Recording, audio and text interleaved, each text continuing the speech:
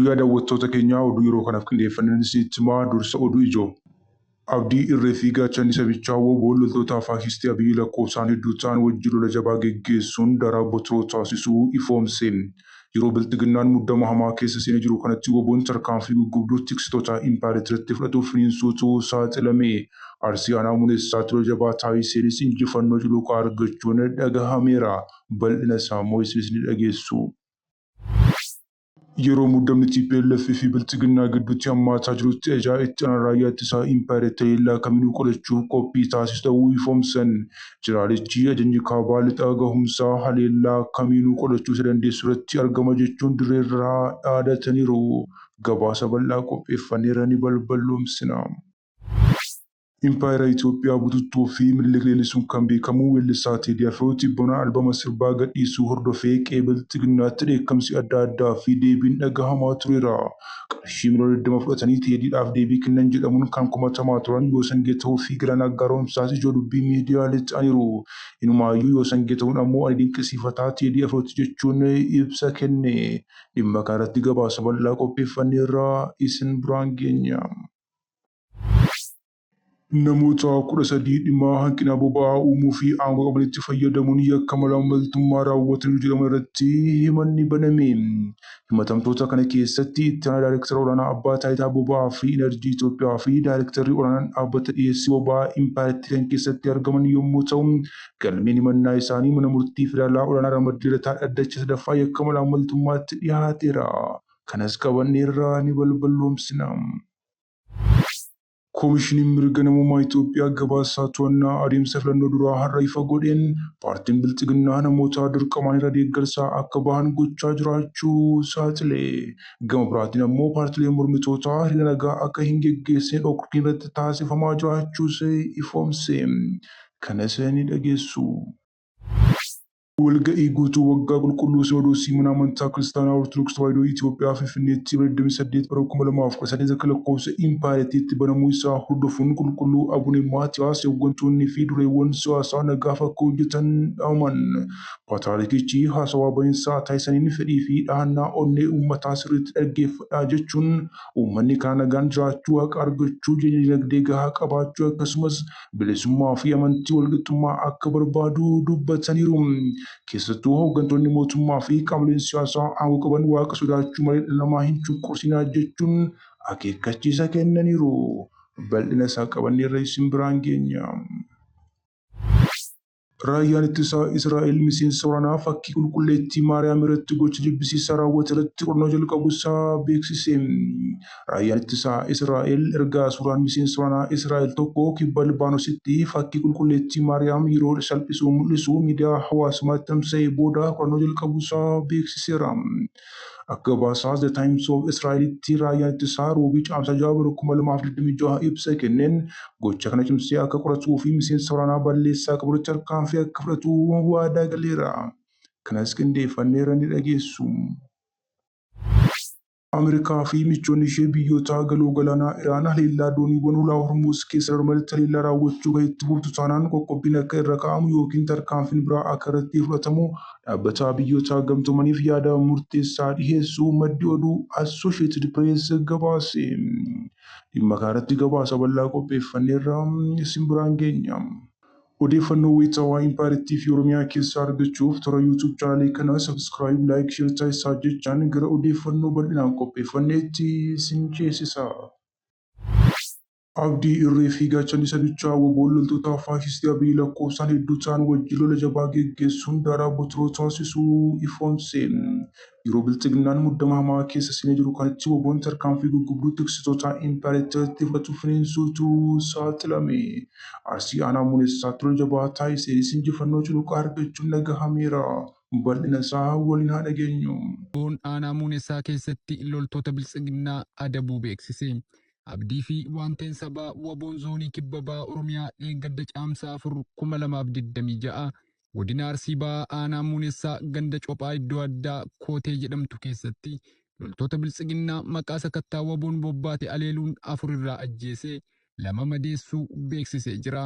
Ittuma fufuun jajjabeen sabaa WBO'n aanichuma ganda Gujichaa iddoo addaa Cororaa jedhamtu keessatti har'a jechuun caamsaa 2026 shiftoota biltsiginnaan akka hawaasa weeraraniif maqaa sakattaa waboon uummata keessa bobbaasee haleelee 2 battalatti irraa ajjeesu kanneen jira haftee ari'ee gara iddoo dhufteetti deebisee jira.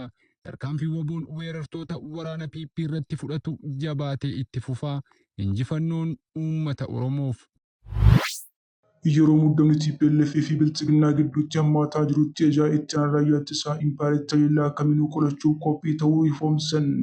Jeneraalichi Janyi Kaaba Lixaa gahumsaa haleellaa kamiinuu qolachuu isa dandeessu irratti argama jechuun dirree irraa dhaadataniiru. Ajajni Kaaba Lixaa gahumsaa haleellaa kamiinuu qolachuu dandeessu irratti argama jechuun itti aanaa Itaamaajoor Shuumii waliigalaa humnoota waraanaa Impaayerettii Jeneraal Ababaw Taaddasaa dubbatan. Jeneraal Ababaw Taaddasaan naannawaa ergama jechaatti argamuun akka ajajichi sadarkaa qophaa'ummaa haleellaa diinota irraas ta'e baandaawwan irraa aggaamuu qolachuu irratti argama jechuun dubbatan. Kana malees ajaja amansiisaa dirqama isaa gootummaa olaanaan baachaa jiru ta'uu kaasuun weerara biyya diiguu adda bilisummaa uummata Tigraay qolachuu fi biyya cimsuu keessatti qooda olaanaa bahachuu ibsaniiru. Jeneraalli kun yeroo ammaa kana baandaa jechuun addatan malee kan dura ammoo loltoota Tigraay Impaayerettii keessatti lolaa turan galateeffachuun ni yaadatama. እንደ ኢትዮጵያ ሰራዊት ሺህ ከፍለናል፣ እንደ ኤርትራ ሰራዊት ሺህ ከፍለናል። ሆም ብለው ነው የሚያደርጉት እኛን ለመነጠል። ከዚህ በኋላ የኤርትራ ችግር የኛ ችግር ነው፣ የኛ ችግር የኤርትራኖች ችግር ነው። ባንዳ ብየ keessaa fi garee finxaalessaa naannoo Amaaraa keessatti walitti bu'iinsaa fi jeequmsa uumuuf socho'uutti tarkaanfichi fudhachuun hojii firii itti boonee fi diinni itti yeellee jechuunis eeraniiru. Gaachana yeroo maraa Itoophiyaa kan ta'e raayyaa ittisaa Impaayerettiin imala guddinaa Itoophiyaa saffisuu akkasumas nageenya uummataa eegsisuu itti gaafatamummaa isaa bahachaa jira jechuun qondaalli biltsiginnaa kun jajan. Ajajaa olaanaa ajaja Kaaba Lixaa Leetinaant Jeneraal Birhaanuu Baqqalee gama isaaniitiin ajajichi dirqama isaatti kenname fudhachuun cichoominaan bahachuu isaanii dubbatan. Dirqamaa fi ergama itti aanuuf yeroo kamiinuu caalaa qophii ta'uu ibsuu isaanii miidiyaan sirnichaa gabaaseera. Tibbaa naannoon Tigraay bulchiinsa yeroo kan Jeneraal Taaddasee Warradaan durfamu diiguudhaan kan Dooktar Dabratsiyoon Gabramikaa'eliin durfamu muuduu fi pireezidaantii godhee filachuu hordofee waraanni kaabaa bifa haarawaa ta'een dhahuu danda'a jedhamee sodaatamaa jira. Impaayera Itoophiyaa bututtee fi Minilik leellisuun kan beekamu weellisaa Teedii Afroo Tibbanaa albama sirbaa gadhiisuu hordofee qe'ee biltsiginnaatti dheekkamsi adda addaa fi deebiin dhagahamaa tureera. Qarshii miliyoona 20 fudhatanii Teediidhaaf deebii kennan jedhamuun kan komatamaa turan Yoosan Geetahuu fi Galaanaa Gaaromsaas ijoo dubbii miidiyaalee ta'aniiru. Inumaayyuu Yoosan Geetahuun ammoo ani dinqisiifataa Teedii Afrooti jechuun ibsa kenne. Erga weellisaan Habashaa Teedii Afroo sirba gadhiisee as qondaalonni biltsiginnaa fi faarsii bultoonni isaa kallattii garaagaraatiin deebii kennaa jiru. Kan dura muummichi ministeeraa Abiyyi iyyi aangooraan buusuun hir'isaadha warri kaan ilbiisa jechuun ni yaadatama. Aadde Adaanech Abeebee ammoo giddu lixanii moggaatti nu baasa isa jedhuuf wayita deebii kennan nuyi Finfinnee miidhagsine malee moggaatti nama dhiibnee hin qabnu jechuun dubbatanii turan. Konkolaataan utuu jiruu Galaanaa Gaaromsaa wajjin birrii miliyoona 20 fudhatanii Teedii Afroof deebii sirbaa kan sirban jedhamuun kan komatamaa turan. Yoosan Geetahuun ammoo Teedii nan dinqisiifadha jechuun ijoo dubbii miidiyaalee ta'eera. Artistii Yoosan Geetahuun hojii aartii Teediyoos Kaasahuun yookiin Teedii Afroo irratti garaagarummaa ilaalchaa qabu ibseera. Keessumaa walaloo sirba Teedii Afroo kan ሀገር የሞተችበት የት ሄዶ ያለቅሳል namni biyya jalaa ta'e eessa dhaqee bu'aa jiru akka hin deeggare dubbate. Ilaalcha kanaan mormuu isaatiin kan ka'e namoonni itti gaddan jiraachuu isaaniis ibse. Teedii Afroon biyyi duuteetti yoo jedhu ani garuu biyyi koo hin duune jirti jedheen amanaa jedhe namni kun. Akkuma artiin Teediif eeyyamte anaafis yaada koo ibsuudhaaf mirga naaf kenniteettis jedheera. Teedii Afroo waliin walitti dhufeenya dhuunfaa irratti komii takka akka hin qabnee fi akkuma lammii Itoophiyaa kamiyyuu dinqisiifataa fi michuu isaa ta'uu dubbate. Komiin isaa kunis eenyummaa artistichaa irratti osoo hin taane yaada albamii isaa keessatti biyyi duuteetti jedhu qofa irratti akka ta'e addeesse. ለማንኛውም ኢትዮጵያዊ በጣም አድንቀው ወደው እሱ በሙያዊ ችሎታው በጣም አድንቀው ሰው ነኝ። ባለፈው ካሴቱ ግን ሀሳቡን አልተጋራሁትም። ሀሳቤን ገልጫለሁ። ሀገሬ እንዳልሞተች እንዳለች፣ ምክንያቱም ሀገር ወደፊት ናት፣ ወደ ኋላ አይደለችም።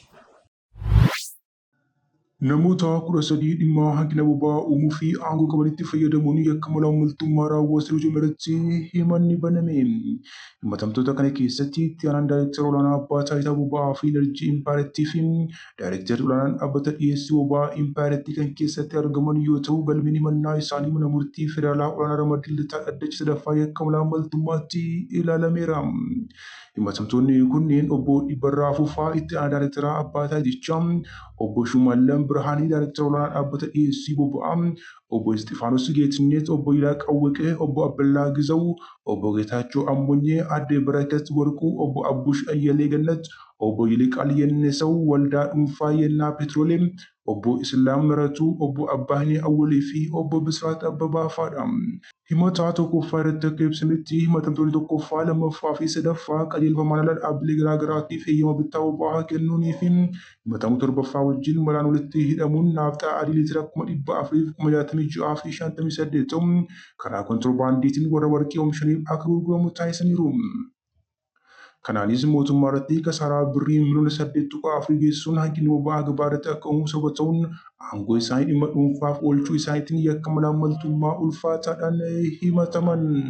Himata lammaffaa keessatti himatamtoonni tokkoffaa, ja'affaa fi 8ffaa dantaa dhuunfaatiif waliigaluun himatamaan 8ffaa boba'aa liitira miliyoona 1 ol ta'u haala seeraan alaatiin akka argatu taasisaniiru. Kunis mootummaa irratti miidhaa birrii miliyoona 22.59 ol kan geessise yommuu ta'u raawwii kanaan himatamtoonni tokkoffaa fi ja'affaa akka raawwattoota gochaatti, himatamaa 8ffaan ammoo akka qindeeffataa gocha kanaatti himatamaniiru. Gama biraatiin himannaa sadaffaa jalatti abbaan qabeenyaa fi hojii gaggeessaan Yeenyaa Petrooleem himatamaa 9ffaan jechuudha seeraan ala heeyyama raabsuu boba'aa akka argatu taasifameera. Gocha kanaan mootummaa irratti miidhaan birrii miliyoona 21.3 ol kan gahe yommuu ta'u himatamtoonni tokkoffaa, arfaffaa fi shanaffaa gocha kana keessatti qooda ijoo fudhachuu isaaniitiin himannaan malaamaltummaa irratti banameera. Dhuma irratti himannaa arfaffaa jalatti himatamtoonni 11ffaa, 12ffaa fi 13ffaa sirna bittaa fi fe'umsa boba'aa biyyaalessaa cabsuun boba'aa liitira miliyoona 1.9 ta'u to'annaa mootummaa ala akka ta'u taasisaniiru jedhame. Boba'aa mootummaan deeggarsa irratti taasisee Jibuutiidhaaf fe'uun miidhaa birrii miliyoona 7.8 ol fiduu fi miidhaa maallaqaa hin madaalamne geessisuu isaaniitu gabaafame. Manni murtichaa mormii himannaa dhagahuuf guyyaa caamsaa 10 bara 2008 akka lakkoofsa impaartimantiitti beellama qabateera. Koomishiniin mirga namummaa impaartii gabaasaa to'annoo adeemsa filannoo duraa har'a ifa godheen paartiin bilchiginaa namoota dirqamaan hiriira deeggarsaa akka baasaa jiru beeksise. Gama biraatiin ammoo paartileen mormitootaa hiriira nagaa akka hin geggeessine dhorkii taasifamaa jiraachuus ifoomse. Daayireektarri mirga siivilii fi siyaasaa koomishinichaa Aadde Maqdas Amanuu akka ibsanitti koomishinichi naannoo Tigraay lafa buufataalee filannoo 1,700 fi naannolee filannoo 150 irratti hordoffii taasisuu ifoomsan. Akka ibsa isaaniitti to'annoon kun mirga filachuu fi filatamuu, mirga lubbuun jiraachuu, bilisummaa yaada ofii ibsachuu fi odeeffannoo argachuu akkasumas mirga bakka barbaadan socho'uu hundaa'uun kan hojjetamedha jedhu. Daayireektarittiin dhimmoota gaarii gabaasa kana mul'atu yoo tarreessan naannolee hordofii taasifame keessatti galmeessi filattootaa haala nagaa ta'een raawwatamuu isaa dubbatan. Kana malees mirga filachuu lammiilee sababa adda addaatiin buqqa'anii akka eegamu taasifamuu isaa gaazexeessonni adeemsicha gabaasuutti akka hin dhowwamne paartilee siyaasaatiif yeroon qilleensa bilisa kennamuu fi miidiyaaleen hawaasummaa irratti dhorkaan akka hin taasifamne ibsaniiru. Gama biraatiin hanqinaalee to'annoo kana adda baafan illee Aadde Maqdas ibsaniiru. Isaan keessaa adda cituun neetwoorkii galmeessa kaadhimamtoota irratti dhiibbaa uumuu isaa, buufataalee filannoo hundaaf dorgomaa hin taane jiraachuu fi buufataaleen tokko tokko iddoo ifatti mul'atanitti hundeeffamuu dhabuun akka hanqinaatti jedhameera. Akkasumas iddoowwan seeraan dhorkaman kanneen akka buufata poolisii, mooraa waraanaa fi manneen dhugaatii keessatti buufanni filannoo irratti ijaaramee argamuu isaa daayireekterichi addeessaniiru. Dhimma paartiin bilchiginaa namoota dirqamaan hiriira deeggarsa irratti hirmaachisuu ilaalchises fakkeenyaaf magaalaa Miizan Amaan keessatti namoonni dirqamaan hiriira bahuu isaanii eeran. Haaluma wal fakkaatuun paartileen akka EPRP, Izemaa, gogoota hiriira nagaa akka hin geggeessine dhorkamuu isaaniillee koomishinichi gabaasaniiru. Walgahii guutuu waggaa qulqulluu Siinodoosii mana amantaa Kiristaanaa Ortodoksii Tawaahidoo Itoophiyaa Finfinneetti Eebila 28 bara 2008 akka lakkoofsa impaayirtiitti banamee hordofuun qulqulluun Abune Maatiyaas hooggantoonnii fi dureewwan siyaasaa nagaaf akka hojjetan dhaaman. Paatriyaarkichi haasawaa bahiinsaa taasisaniin fedhii fi dhahannaa onnee uummataa sirriitti dhaggeeffadhaa jechuun uummanni karaa nagaan jiraachuu, waaqa argachuu, jireenya dinagdee gahaa qabaachuu akkasumas bilisummaa amantii fi walqixxummaa akka barbaadu dubbataniiru. Keessattuu hooggantoonni mootummaa fi qaamoleen siyaasaa aangoo qaban qaban waaqa sodaachuu malee dhala namaa hin cunqursinaa jechuun akeekkachiisa kennaniiru. Keessattuu warri aangoo irra jiranii fi yaada filannoo qabna jedhan waaqa sodaachuu malee dhalli namaa akka hin cunqurfamne waamicha dhiyeessan. Qulqulluu Abuune Maatiyaas haasawaa isaaniitiin namni booji'amuu kan danda'u qalbii isaa amansiisuu qofaan waan ta'eef fedhii fi dhahannaa onnee uummataa sirriitti dhaggeeffadhaa jechuun dhaaman. Wanti uummanni barbaadu karaa nagaa bahee galuu haqa argachuu fi jireenya dinagdee fedhii isaaf gahaa ta'e qabaachuu bilisummaa amantii fi walqixxummaa mirkaneessuu akka ta'e cimsanii Abuune Maatiyaas dubbataniiru. Uummanni yoo qaama dhaggeeffatu qabaate ofiisaa qalbifata jechuudha. Kanaafuu waamichi keenya amma ijoollee fi uummata keenya hundaaf tokkummaan rakkoo keenya karaa nagaa fi karaa nagaa qofaan furuudha. Filannoon hin danda'amne kamuu nagaa keenya waaraaf gaarii miti jechuun Abuune Maatiyaas cimsanii dubbataniiru. Abbootiin amantaas qoqqoodinsaa fi walitti bu'iinsa biyyattii keessatti uumeef itti gaafatamummaa isaanii sirnaan bahuu dhabuu isaanii kan kaasan Paatriyaarkichi ergama keenya sirnaan bahuu dhabuun waan tokko meeshaa addunyaa ta'us akka waan dhaggeeffachuutti fudhatama jechuun qormaata yeroo ammaa mana kiristaanaa fi impaayiritti mudate ibsaniiru. Raayyaan ittisa Israa'el miseensa waraanaa fakkii qulqulleettii Maariyaam irratti gocha jibbisiisaa raawwate irratti qorannoo jalqabuu isaa beeksise. Raayyaan ittisa Israa'el erga suuraan miseensa waraanaa Israa'el tokko kibba Libaanoositti siidaa qulqulleettii Maariyaam yeroo salphisu mul'isu miidiyaa hawaasaa irratti tamsa'ee booda qorannoo jalqabuu isaa ifoomseera. Akka gabaasa The Times of Israel jedhutti yoo ta'e ammoo raayyaan ittisaa roobii caamsa 6 bara 2026 ibsa kenneen gocha kana cimsee akka qoratuu fi miseensa waraanaa balleessaa qabu irratti tarkaanfii cimaa akka fudhatu waadaa gale. Suuraa miidiyaa hawaasaa irratti mormii jabaa kaase kun waraanni sun osoo ofii isaatii tamboo xuuxuu tamboo biraa ammoo afaan fakkii qulqulleettii Maariyaam keessa yeroo kaa'u mul'isa. Qorannoon jalqabaa raayyaa ittisaa Israa'el akka mul'isutti suuraan kun torbaniin dura ganda kibba Libaanos kan Deebeltuu jedhamtuu fi baay'inaan kiristaanota keessatti kan kaafame yommuu ta'u bal'inaan faca'uu kan jalqabe garuu guyyaa roobii ture. Gochi kun waraanni Israa'el dura waraana kibba Libaanos keessatti geggeessuun wal qabatee mallattoo amantii salphisuu fi qabeenya siviilii irratti miidhaa geessuun kanaan dura gabaasota dhiyaachaa turan keessaa isa tokko ta'eetu mul'ate. Ameerikaa fi michoonni ishee biyyoota galuu galaanaa Iraan haleellaa dooniiwwan hulaa Hormuuz keessa dabalata haleellaa raawwachuu kan itti fuftu taanaan qoqqobbiin akka irra kaa'amu yookiin tarkaanfiin biraa akka irratti fudhatamu dhaabbata biyyoota gamtoomaniif yaada murteessu dhiyeessuu isaanii maddi oduu Associated Press gabaase. Yaadni murtee mana marii nageenyaa dhaabbata biyyoota gamtoomaniif dhiyaate kun hulaa Hormuuz irratti qaraxa seeraan alaa kaa'uu ishee akka dhaabduu fi bakkeewwan fanjiiwwan awwaalaman beeksuun bilisummaan imaluun akka hayyamamu gaafata. Gargaarsi murteessoon dhaabbata mootummoota gamtoomanii xaa'oo fi oomishaaleen biroo haala hulaa kana keessatti darbu koriidarii namoomaa hundeessuuf carraaqqii taasisuu keessatti Iraan hatattamaan akka hirmaattuu fi haala akka mijeessitu gaaffiin jiru yaada murtee kana keessatti makamee argamuusaa Associated Press gabaaseera.